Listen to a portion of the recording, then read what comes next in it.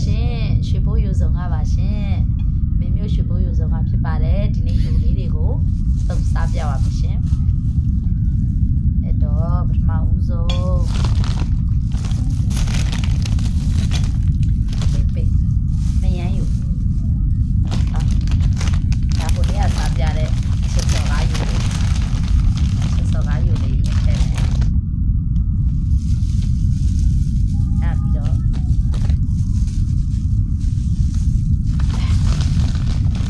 ရွှေဘိုးယူဆောင်ရဲ့အယောင်ရဆုံးမယမ်းယူလေးထည့်ပါမယ်ရှင်အဲ့ပြီးတော့တမယမ်းလေးထည့်မယ်ဒါကကြတော့လူကြီးလူငယ်မရွေး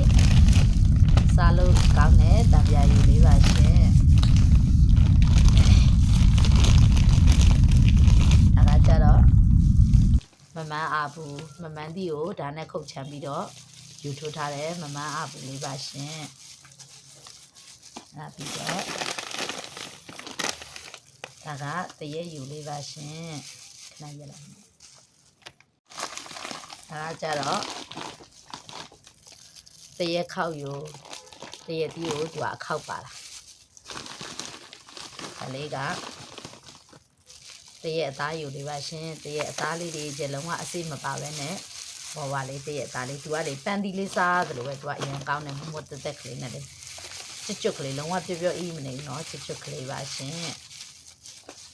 ဟုတ်ပြီဒါလေးကအနည်းချုပ်လေးပါလက်ထောက်လေးပါအနည်းထုတ်ကလေးပါရှင်ရှင်းလိုက်ပါ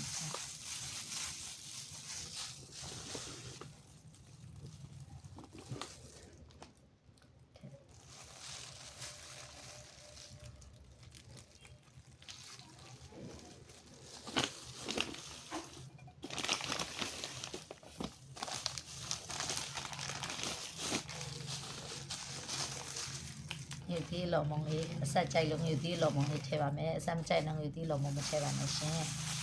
နေနော်ယူသီးနာကောင်းလို့ဝေးနေတာဆက်ဆောင်နေတယ်လေစားကြပါအောင်ရှင်နော်ခဏရလိုက်နော်တည်ရတော့ကြားလိုက်တေ